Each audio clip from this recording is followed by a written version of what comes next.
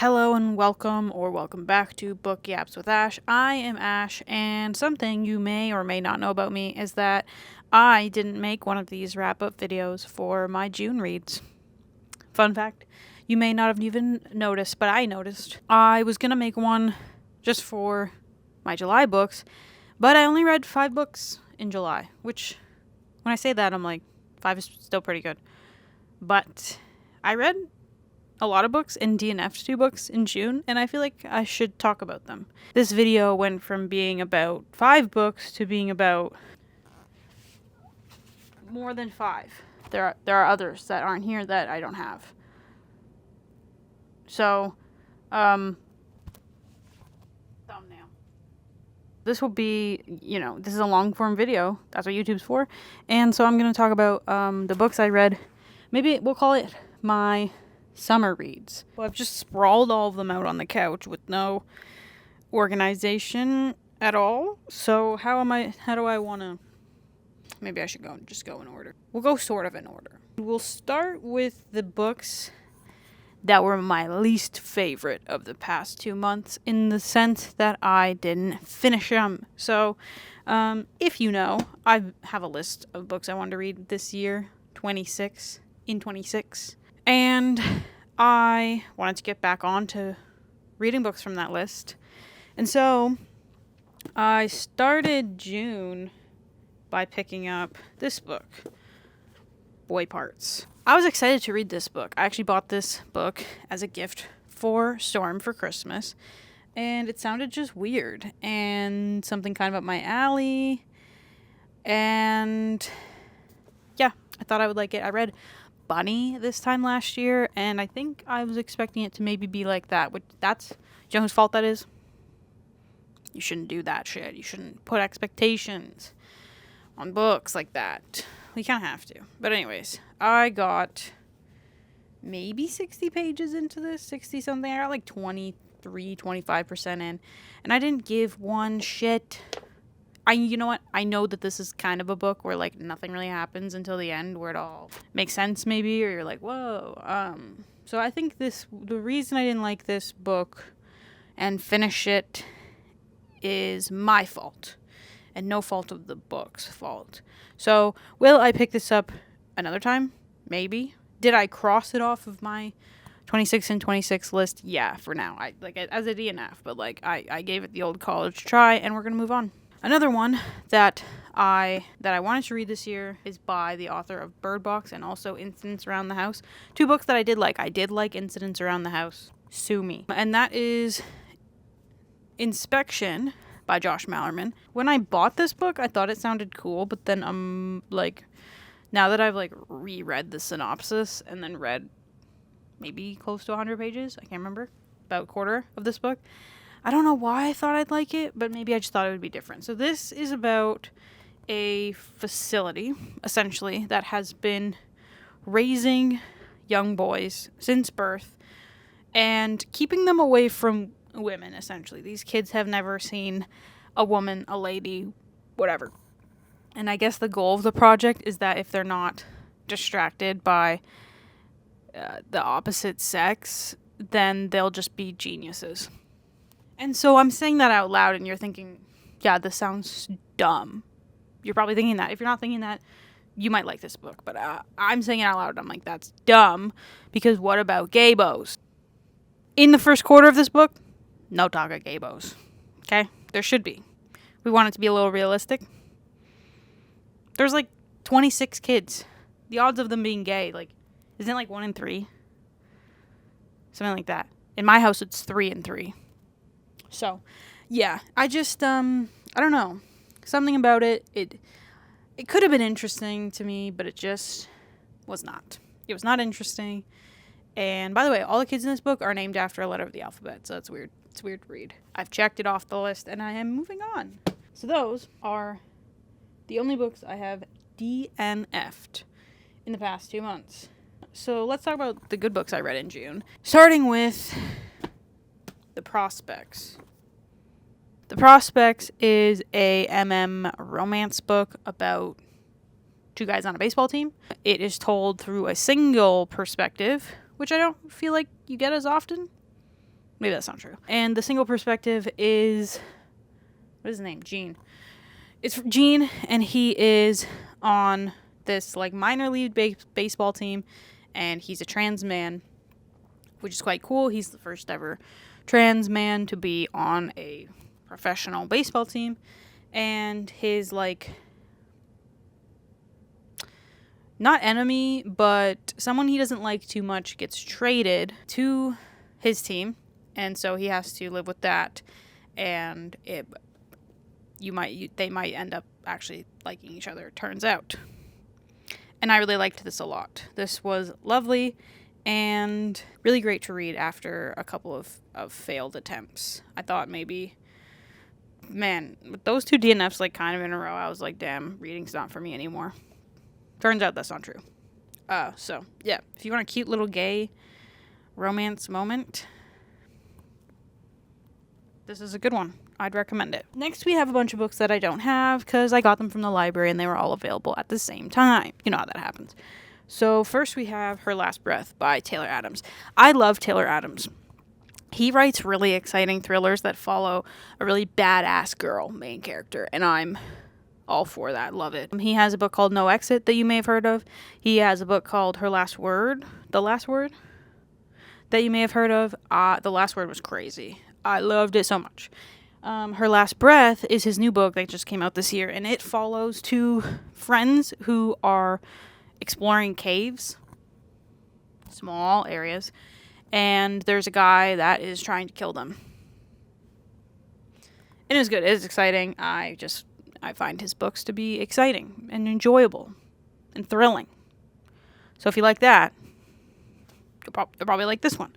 Next, totally different book here. The Ferryman and His Wife. Shout out, Bruce. This is a little tiny book. It's translated from Norwegian. It literally said it right there. Okay, it's translated from Norwegian. And this is a book that follows a man on basically the last day of his life, and he's a ferryman, so he's spent basically his whole life bringing people back and forth across the fjord from the small town to the city. He's a very important person because he has his ferry and can transport people to the city. And we follow him as he gets on his ferry for one last time and travels kind of through time in a way. It's not specifically said exactly what's happening, but he's on his ferry, he's traveling down the fjord, and he is encountering folks who have died before him. So, in the first encounter he has is actually with his dog who had passed, and she jumps on the boat with him and is with him through the whole journey, but he meets other people along the way who have died but have also had an impact on his life. And I think it's kind of ambiguous, but he finishes the journey and now he's no longer with us, and it's just a really beautiful representation of a person's life and the impacts they have on other people and the way that different people will see you because of different ways that you were part of their lives. And I thought it was really lovely. I'd read like 100 books with this style of storytelling because each one would be probably completely different, because each person's life is completely different, and that's cool. I found it really lovely. The writing was quite nice. I read it in the rain. Like, I wasn't in the rain. I was under the gazebo, but it was raining. That made it better, I think. That made it lovely. Okay, next from the library, Giovanni's Room by James Baldwin. If you've not heard of Giovanni's Room, it is about queer men in Paris in the 50s, I believe. And obviously queer men weren't publicly queer in the 50s, but there was like an underground kind of community here, and we follow 2 characters as they have a relationship, Giovanni and the other guy. We follow these 2 characters as they have a relationship, but the main character, he is engaged to a woman. He it has a lot of internalized homophobia, and that shows in this book. All of the characters are not very likable, and the whole thing is very depressing because of, like I said, the internalized homophobia and the way that they just can't be together. And you know what? That's the reality of being gay in the 50s. And so, did I enjoy this book? No. Did I enjoy the writing and appreciate the history of this book? Yes. So, here's the thing about me, is that when I was first becoming a gay, all of the stories that I had access to were the same structure. I'm gay. Oh no, I have to come out. I hate myself. Everyone's gonna hate me. Blah blah blah. And all of that's sad and depressing. And I don't want to consume those kinds of stories anymore. I just want happy stories like this one, where they're like already gay, you know. And that's just, and now they have to solve other problems that aren't about being gay. So I shouldn't have read this book. But also I'm glad I read it. I don't know. I just I didn't love it because it wasn't fun or exciting or cute. It was sad, and it couldn't have been fun, exciting, or cute, obviously. So again, this is my fault, not the book's fault. My fault. So moving on, Lisa Jewell put out a new book this year. I love Lisa Jewell so much. She's my favorite thriller writer of all time. If you want to read a thriller, I recommend Lisa Jewell before any of the popular thriller writers. I feel like nobody talks about her. It's all Frida McFadden this, and who else? Riley Sager that, maybe. Where is Lisa Jewell in the conversation? Okay? She writes psychological thriller, and something that I've noticed about her, now that I've read quite a few thrillers, and now that I'm kind of more selective of the thrillers that I enjoy, is that a lot of thrillers will just be very plot heavy, plot dependent, and the characters will just kind of do things to serve the plot. They won't be necessarily super fleshed out as people, and they'll do things for the plot. And sometimes that's still fun and exciting, and I like to solve the puzzle and see oh god, who did it, and it's all very suspenseful and fun. But Lisa Jewell, her stories are character driven, not so much plot driven. Also, her stories will try to convince you that someone is maybe the bad guy, and it turns out they're just quite misunderstood, and then you get more information about them and realize that they're not the bad guy. So anyways, that's why I think you should read Lisa Jewell if you want to read a thriller.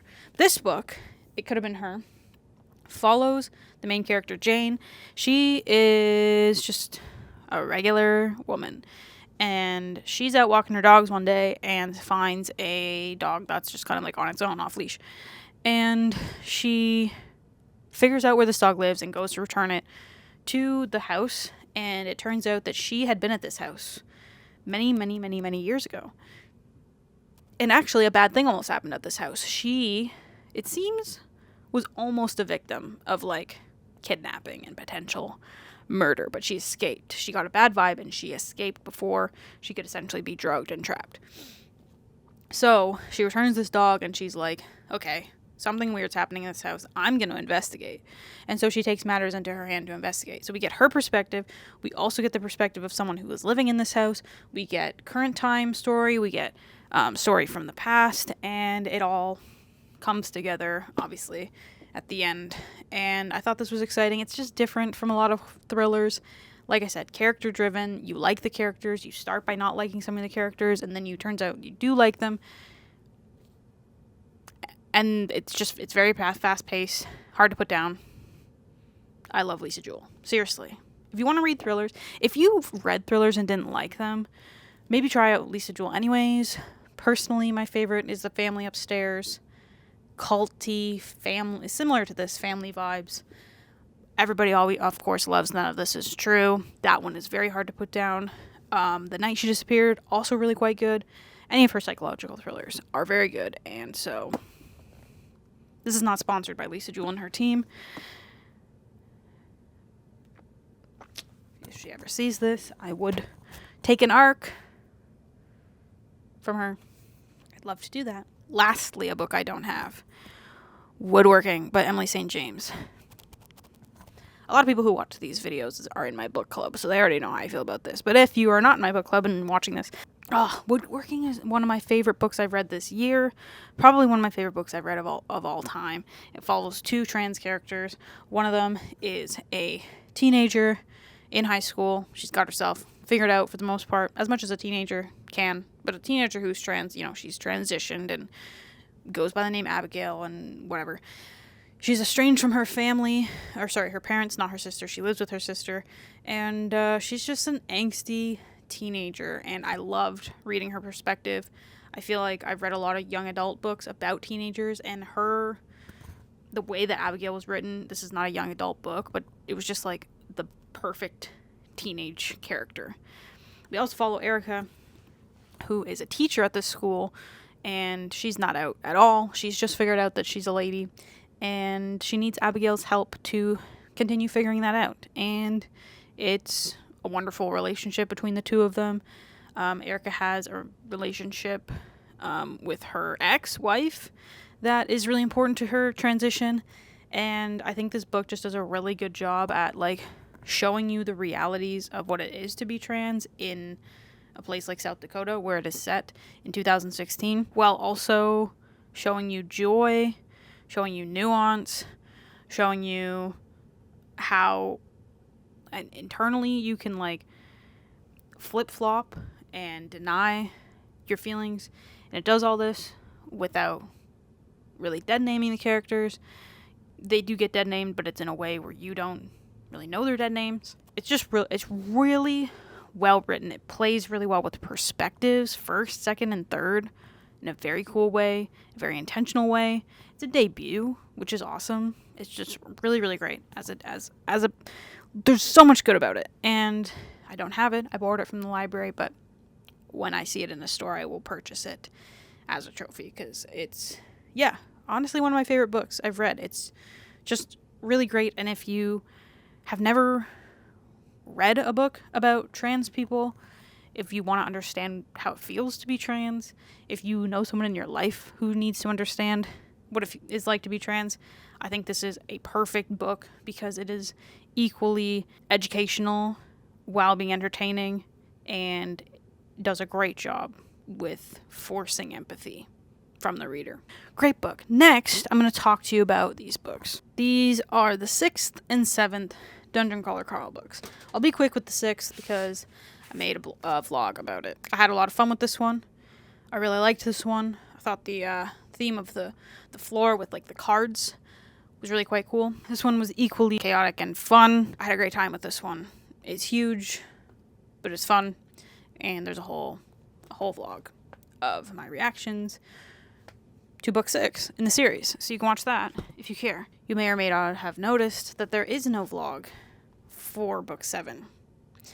And Beth, if you're finding out this way, I am sorry to tell you there won't be a vlog for this book. I started vlogging right when I started reading this, because I went right from 6 into 7, so I just started vlogging, and to be honest, I only recorded 2 more times after that, because I didn't love it that much.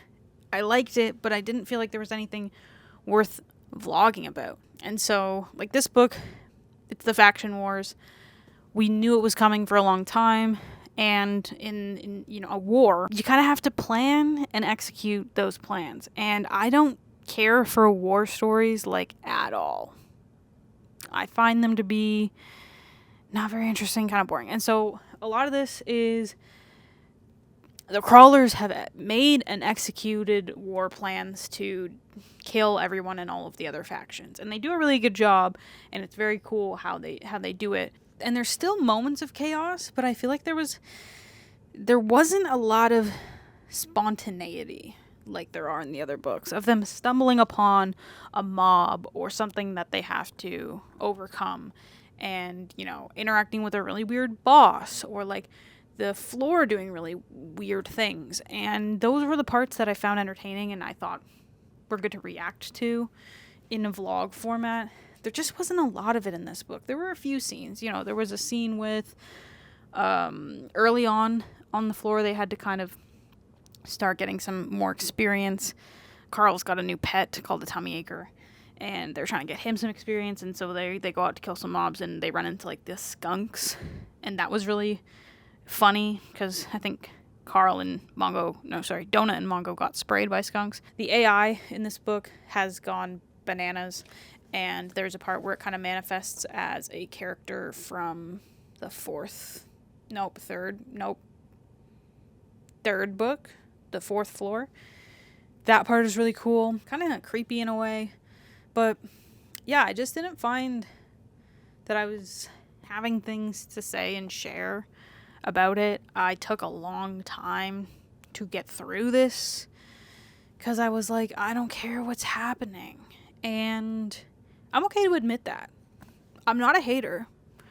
I think that this book is exactly what it needed to be. The nature of the floor that they had to, get through and overcome, it had to be structured this way.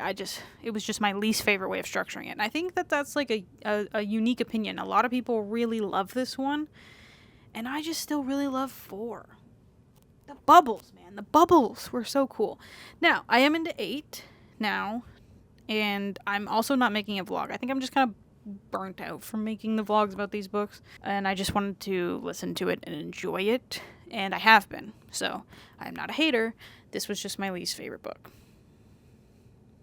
Okay, we're getting into July books now, so only 4 more to talk about.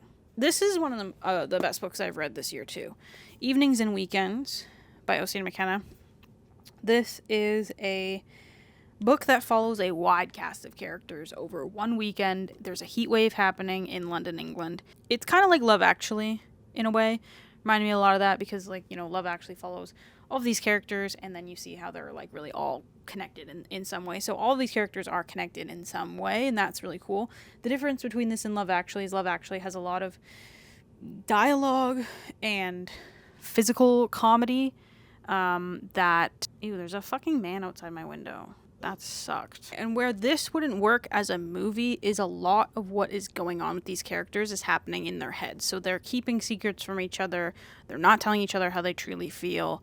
It's all in their head, and you're getting that perspective and then seeing what are they saying to people and what are they not saying to people. Normally, I really hate a miscommunication trope, but in this scenario, it worked really well because it was just very human and it wasn't a plot device. So the nature of this book is that because there are so many characters, you won't go deep with any of the characters. It's very surface level. It's very what's happening right now in their lives at this moment with a little bit of backstory. But I think it really works quite well. And I find myself wondering how they're doing, even though they're not real. Next is Once There Were Wolves. This is a literary thriller. I've never read a literary thriller. I've only read a thriller.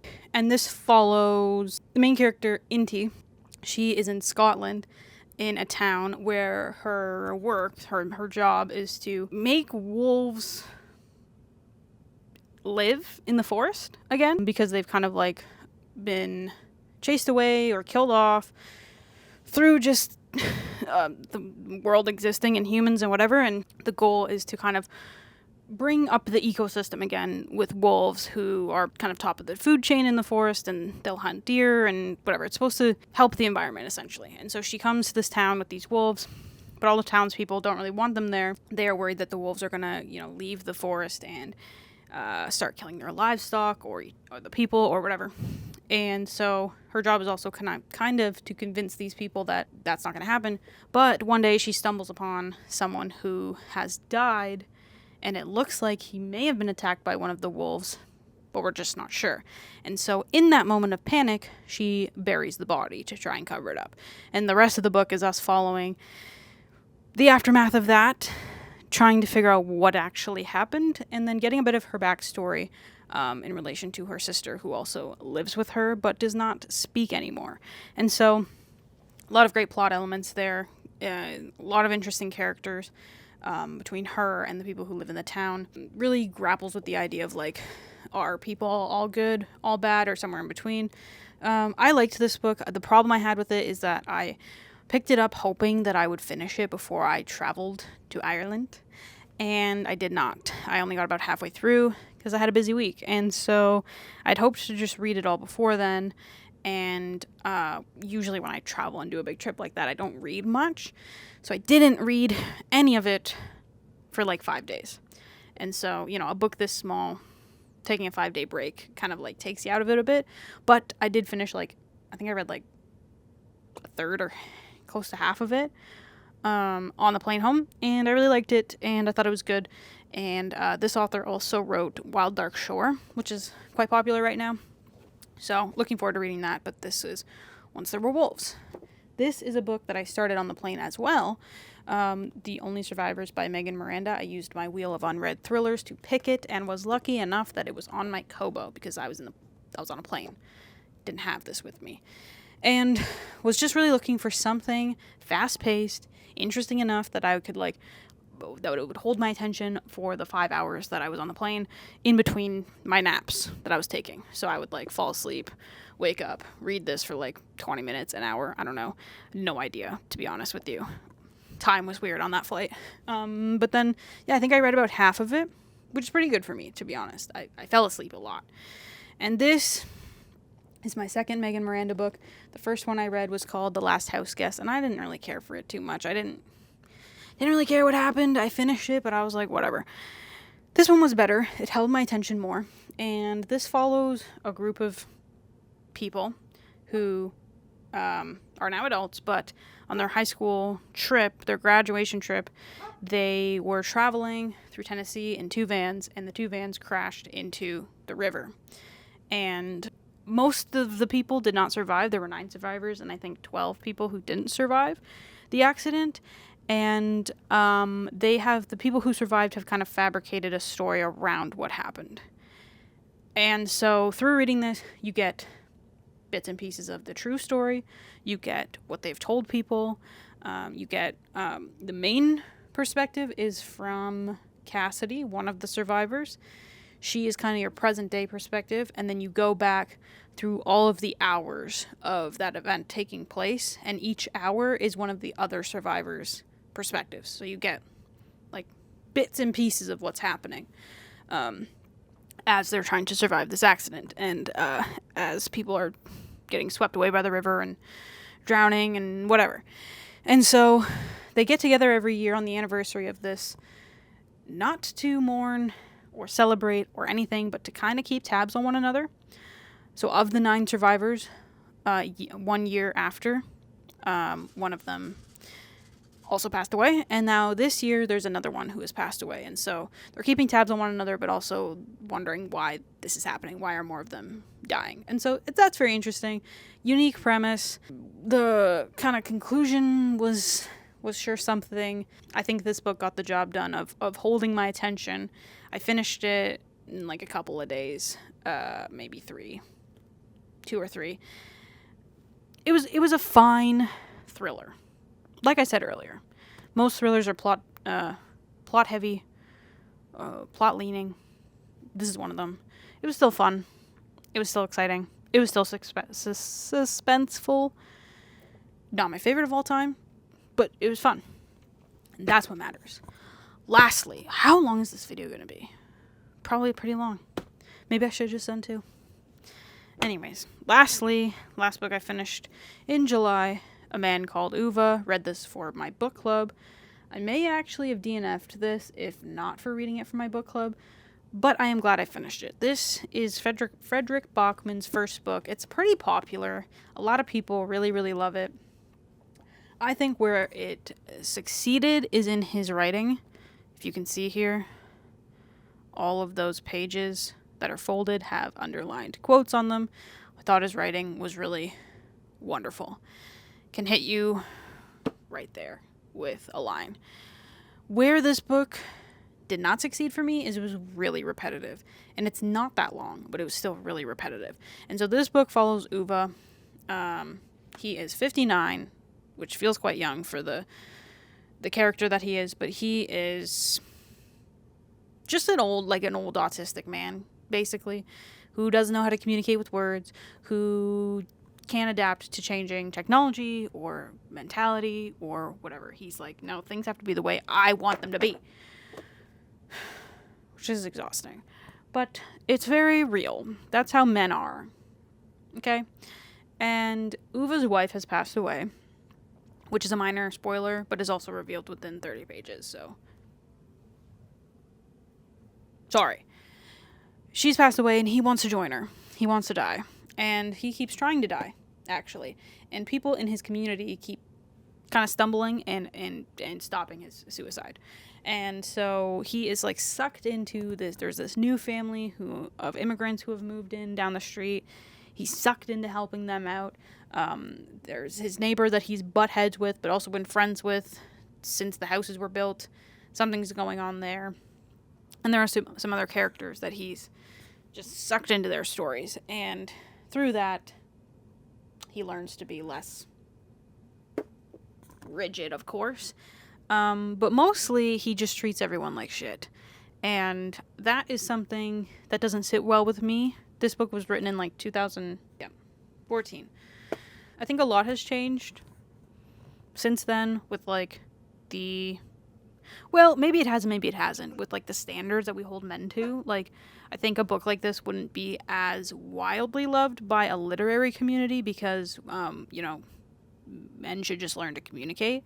However, I do see that, men of this time, men of this generation, were not really taught to communicate. They were taught to show affection and care through acts of service, through fixing things and building things, and their personality came out through their cars and their tools and whatever. And so I think from that it's realistic. So this is one of those books that I have a hard time deciding if I liked or not. Like, I'm glad I finished it. I liked the writing. I didn't like Uva as a character most of the time. He did kind of redeem himself near the end, which helped, but you also don't have to like the main character to like a book, to think a book was good. I think it just was very repetitive in, like, the plot. It was like, he's trying to end his life. Someone is stopping it. Then he's sucked up into this thing. The next day, he's trying to end his life. Someone stops it. Blah, blah, blah. Like, that happened a lot of times in this many pages. And there was a point where I was like, I need something else to happen. I need him to start softening up. And eventually, I think he did. It's described on the back here as charming. Yeah, yes, sure. Yeah, you know what? And this is, a book that, and this is why I don't star rate things anymore, because it's like, what would I give this? 3 stars? Is that fair? I think it's a book that made me think. It's a book that I will probably think about for a long time. Would I reread it? Maybe, because maybe my perspective will change on it down the line. I don't know. It's just, this is like this is a great book club book because it's going to bring about a lot of discussion.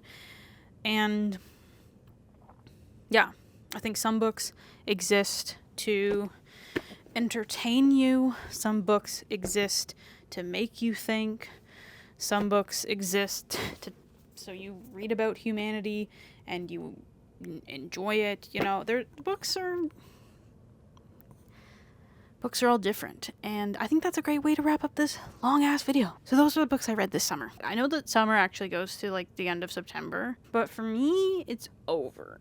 I'm done with it. I'm reading spooky books now, and I just want it to be a little bit cooler outside. Don't really care about the summer anymore. If you made it this far, thank you for finishing the video. If you didn't, that's cool. I forgive you. You don't know because you're not here, but I forgive you. And let me know what the best book you've read in the past 2 months was. Drop that shit in the comments. That's it. That's all.